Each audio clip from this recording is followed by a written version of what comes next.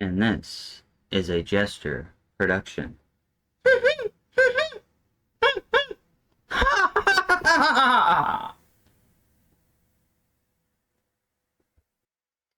Alright, hello everybody. Okay, so this is the Convergence Part 3. CHANI and me. The Familiarity. Okay, so I can't remember whether it was 2024 or 2025, but that's when I stumbled across the CHANI project on Rise TV. I wasn't looking for it. It popped up and I thought it was interesting. And I think it was on Metaphysical that this happened. Um, or their show Metaphysical with Rob and the remote viewer guy, John.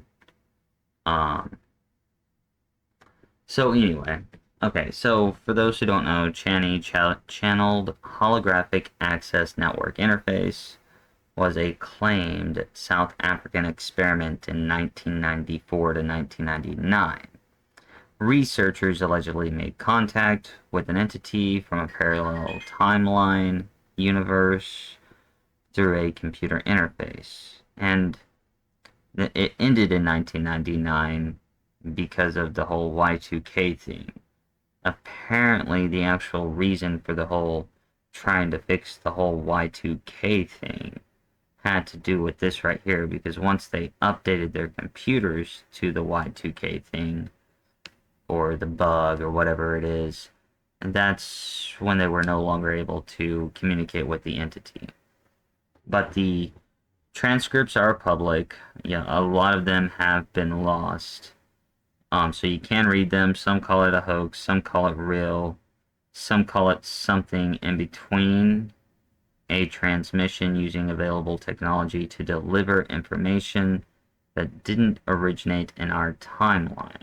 I don't care. I personally don't care which camp you're in. What matters is what happened when I read them. Okay, because they were very familiar, and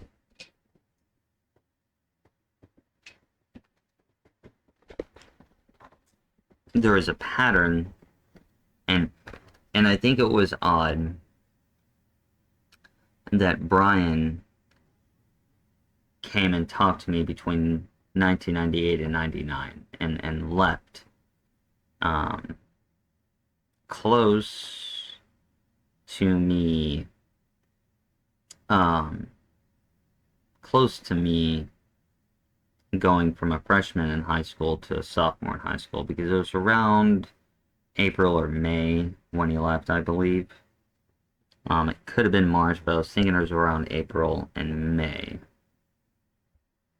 Um, so there was recognition within the first few pages of reading this.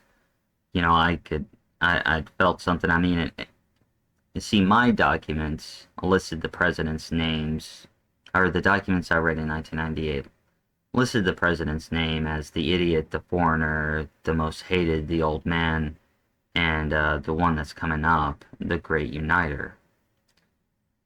This document actually, in like 94, actually talked about Obama and Hillary. They actually named them. Okay? And I found that a little fascinating. Um, so I'm not reading everything verbatim, but CHANI talks about how it was a prison planet, and then I had written about a prison planet in Reborn. And Reborn, I wasn't even Gnostic at that time. I didn't become Gnostic until I was writing Lilith, Adam, and Eve, and whether you would say that I'm actually Gnostic, I would say it's the closest thing I am. Um, I believe that they had it right. I think we need to put a little bit more thought into what they were saying, because I don't think everything they said was right. Um, but I mean, they hit pretty damn hard and pretty damn close. Um, so Reborn was more of like, I would say, my Jungian novel. I wasn't quite into Gnosticism yet. But as I was writing my second novel, I noticed that it was following. Even the first novel has hints of Gnosticism, even though I wasn't it at the time. But by writing my second novel, I'd fully believed in that. Okay, so CHANI described a soul grid, a crystalline lattice trapping consciousness and reincarnation cycles. I had written about soul takers, taking souls and reborn before I even before CHANI, okay? And CHANI described the whole salt, water, and magnetism as portal machines, and I had written, um, I started writing about that in Lilith, Adam and Eve, and I also added Mercury into that whole thing, um, especially when it came to weapons. And I also kind of began this point right here. I'm not quite sure if I'm going to go into that system or not in this next novel, but there's a point that here soon I will be talking about this in my novel. I just don't know exactly when. Um, so I mean, and some of the other things like gave me clues. I don't think the entity was bad because it was telling some things that were true. Like that was one of the judgment calls that I made, where it talked about, why do you write in letters? The entity is right. Both Socrates and Ben Franklin agreed that the use of writing takes our memory away. But it's because they're words. Now, if they were pictures, because that's how our thoughts typically perceive things. Like if our writing system was based on pictures, our memories would probably be better, is my guess. I don't know how we go back to that. I mean, to me, that's not the focus right now. Maybe sometime in a future time we can work on something like that. Then, to me, there's a lot more stuff that we got to get straight. And the first thing is believing more in love instead of fear. But we're going through that. Okay, so the cosmology. Um, Yabadeoth as a false god, Monad as a true source, Sophia's fracture, the demiurge's prison, humanity as divine sparks trapped in matter and tricked into forgetting the mechanics, electromagnetic frequencies as a foundation of reality, the moon's arrival closing natural portals, water and salt as conductors, the pyramid grid as portal infrastructure. Now see this part right here, I'm going to get into this very soon because I believe I know how to utilize the ocean to power the whole earth. And it deals with the pyramid infrastructure, which is something that we'll get into.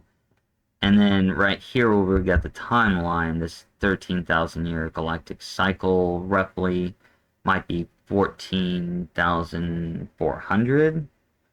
That's something I'm going to look into in some of these texts, and you'll understand that 14,400 had to do with understanding the Sumerian king list, which we'll get into a little bit later. But anyways, so it was a Younger Dryas event that ushered in this dark age, and it's where the timeline split, according to CHANI. And basically, one side defeated the reptilians and blew up the moon, or something to do with the moon, and the other side lost, which is what our timeline is about. But we're coming into an exit, and when that timeline happened, we went into this dark side, and basically the portals closed. And that's what I believe. I mean, there's portal access. It's just, you got to know when the best times are, because I think it's controlled by the moon. And the elders that CHANI talked to said that they had an issue also trying to calculate our time, because of the moon, because they had no moon. And the moon made it to where we have 365 days roughly in a year, and their year is 290 days. So,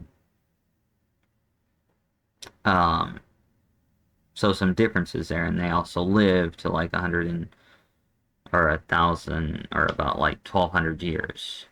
And they hardly have to eat anything. And that was discussed in a prior article of mine where it talked about two suns and a different ray of light, and they've proven that different bands of light can basically create cholesterol, which would, I mean, the main reason we gotta eat food is to get that 20 extra percent of cholesterol. I wouldn't say it's the reason, but it's one of the main reasons.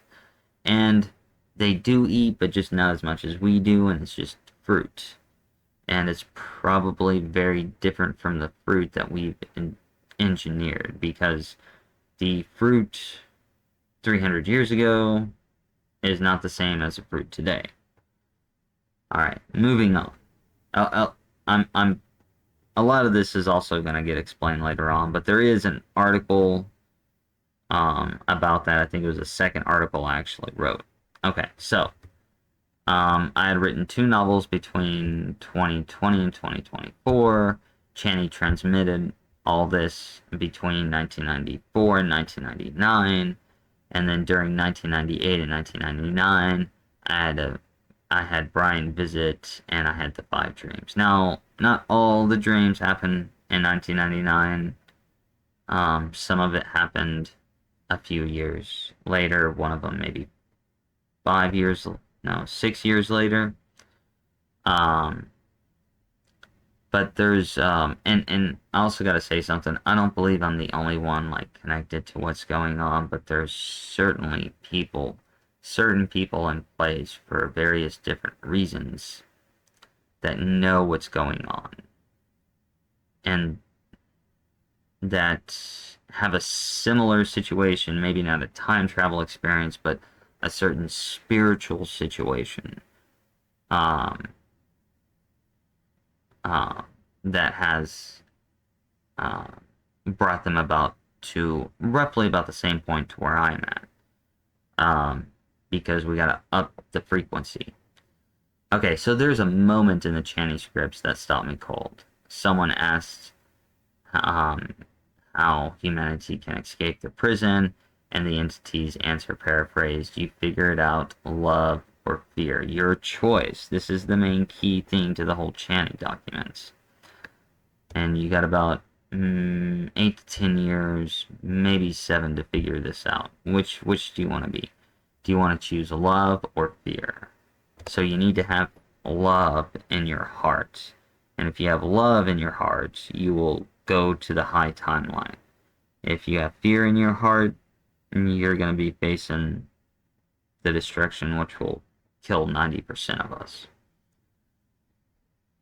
Okay, so if the solution already exists, as if someone from somewhere in a timeline has already cracked the code and the information is bleeding backward through time to everyone who needs it, which is weird. Okay, so, so Brian told me in 1998, "I love your videos. I love the Jester." Things I hadn't even done yet. Because he had already seen me do them, and CHANI said, "You figure it out," because someone already had. I think that someone is me, or will be me. Brian did say I was right. Now, I don't know how much, like, I don't really know what it is that I'm right about. There could be a lot of fucking things I'm right about. But to me, it seemed like he was pointing to maybe one specific thing or something. I'm not quite sure. All I know is that he said I was right. I could be right about it all. I don't know. But, or is it, or is me in a parallel iteration of this timeline where I've already completed the work I'm doing now?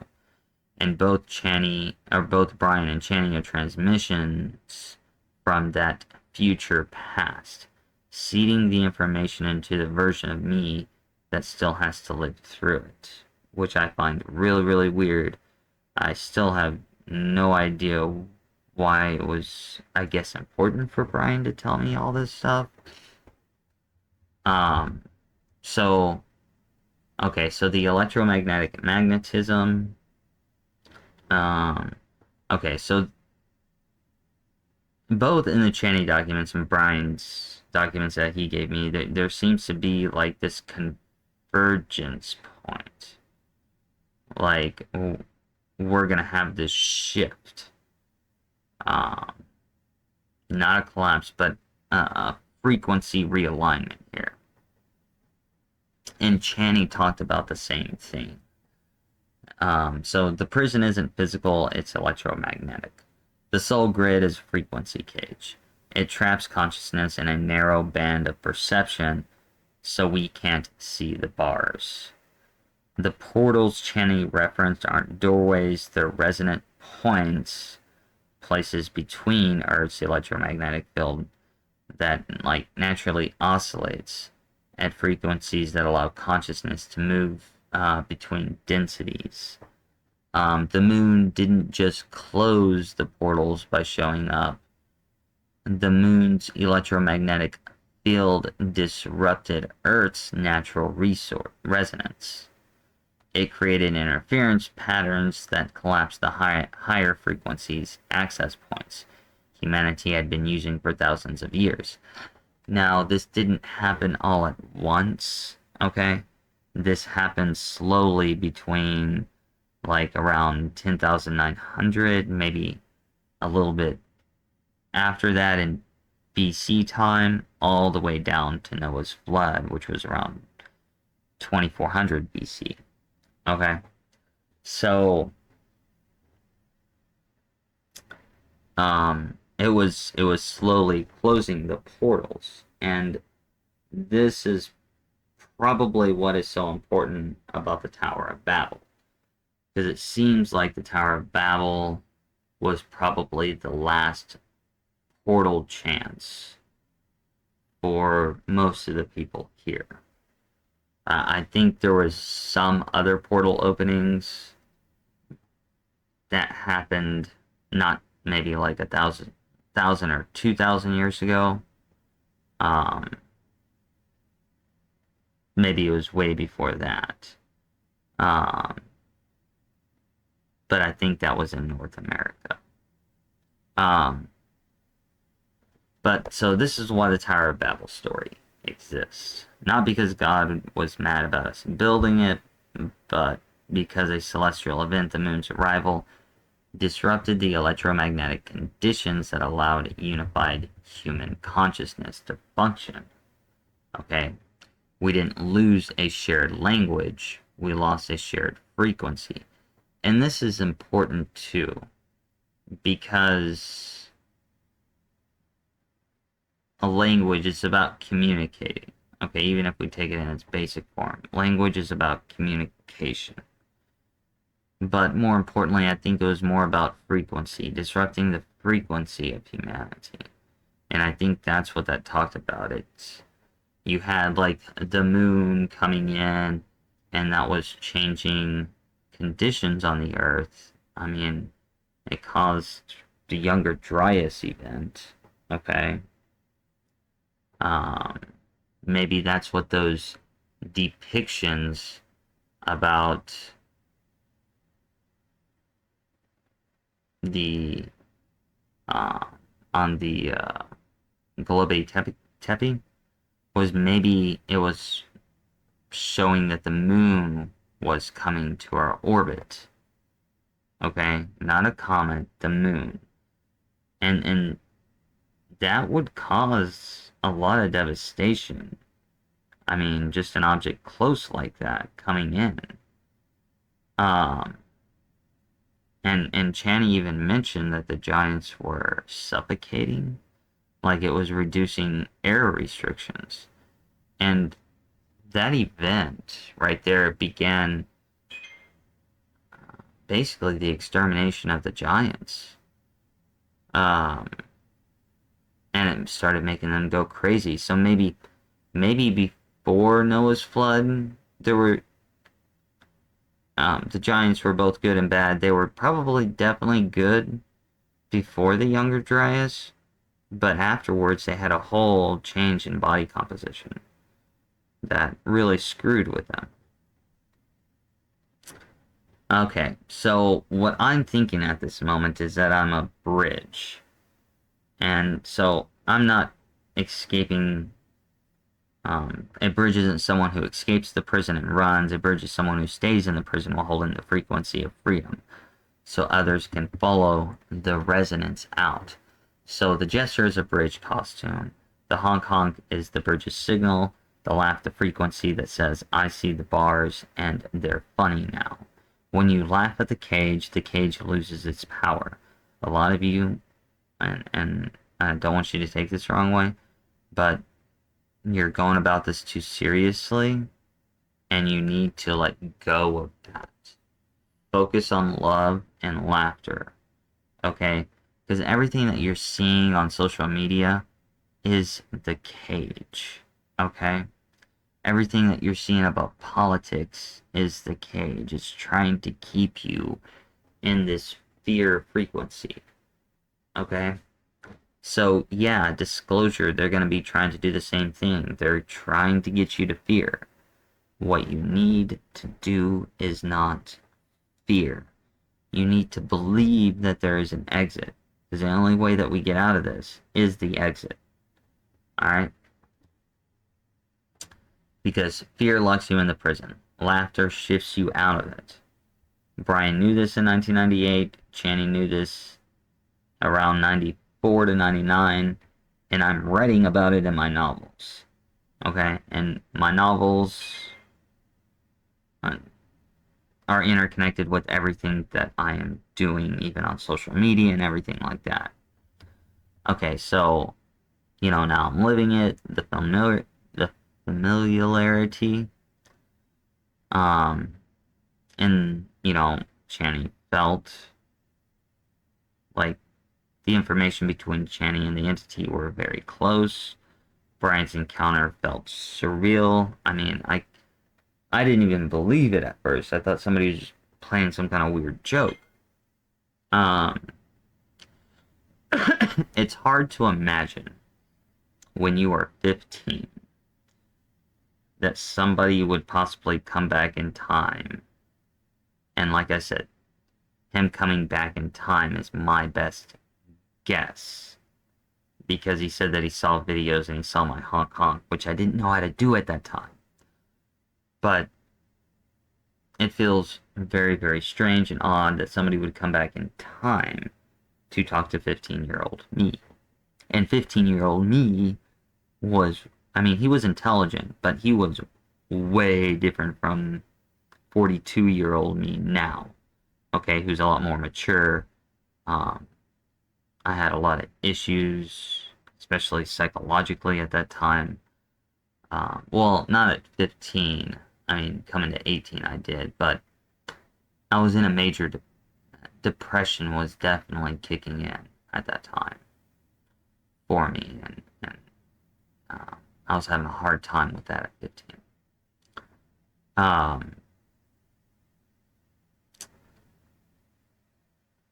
So he's already seen me do the work, and I think the 5 dreams happened because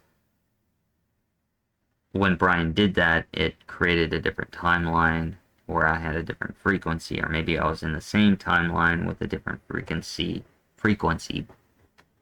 starting to branch from the other timeline.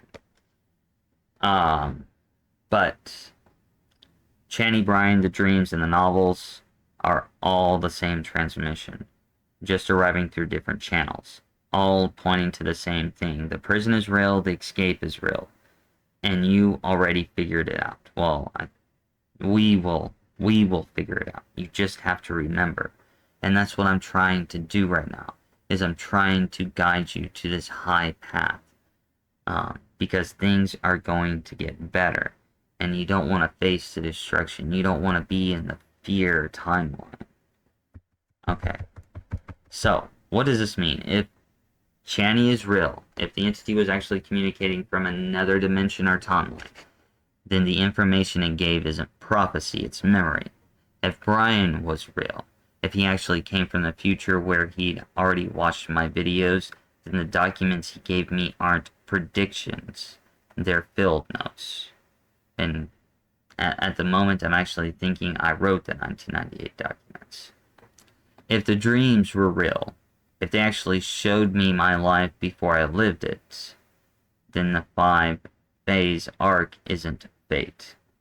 It's a map someone else already walked and sent back, so I wouldn't get lost. I mean, that's the only thing that I can think of right now. I still don't understand why they have to come back in time to tell me this stuff. Maybe some point in the future I'll understand.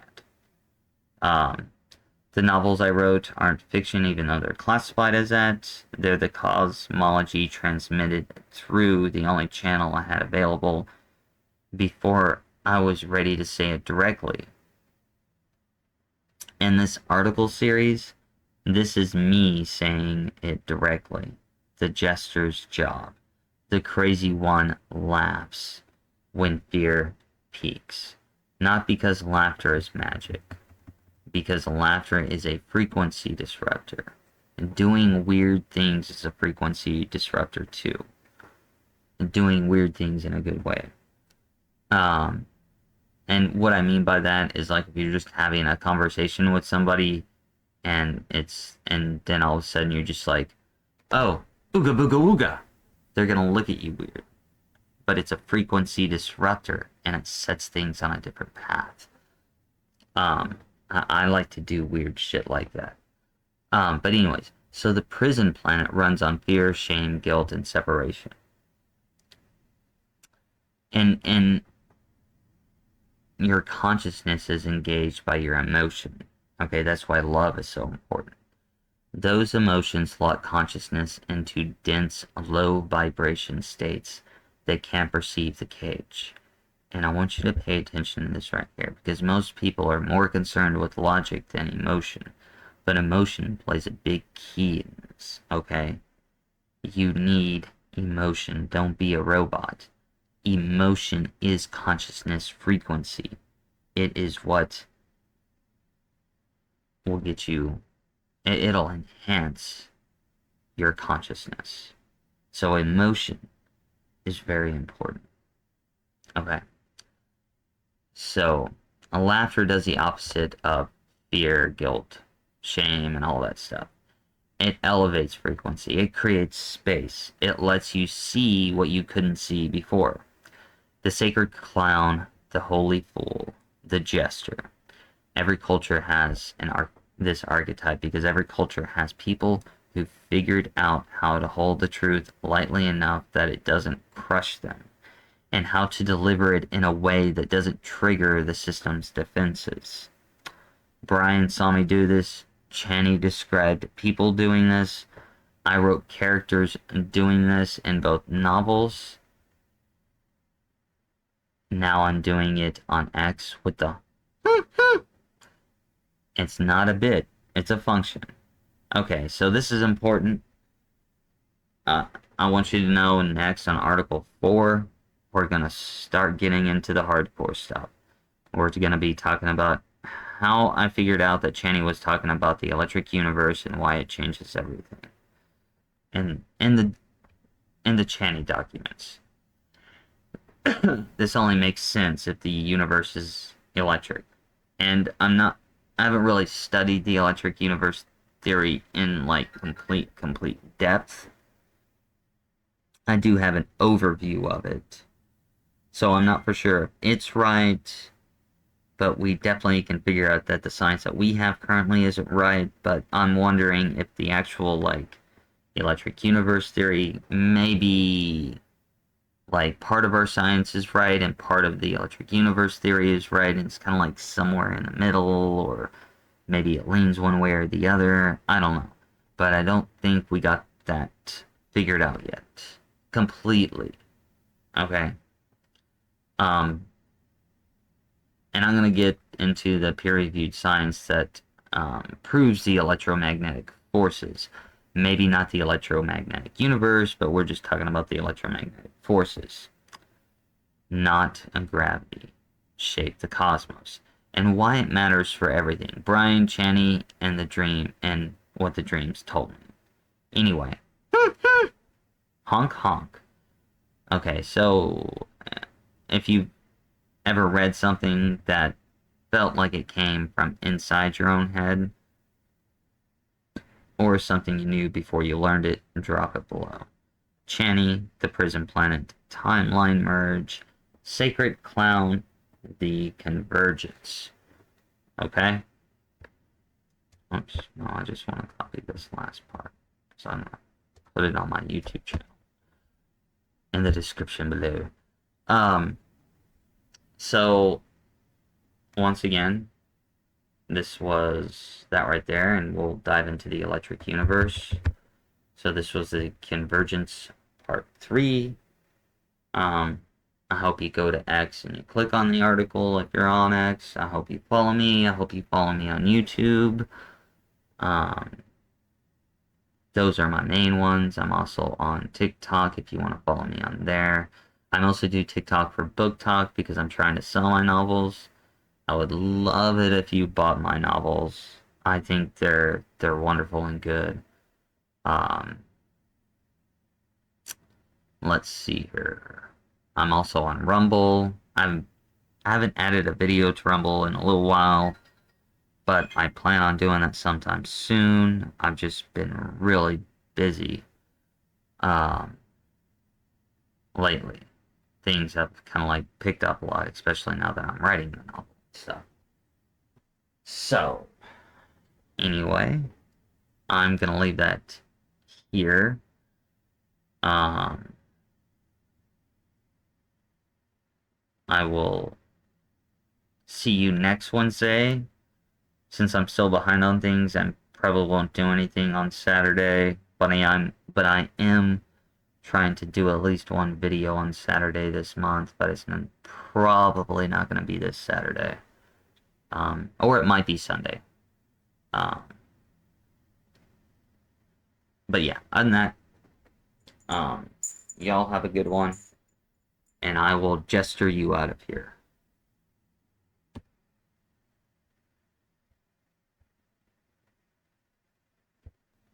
And this has been a gesture production for the Convergence Part 3. And I will see you next Wednesday.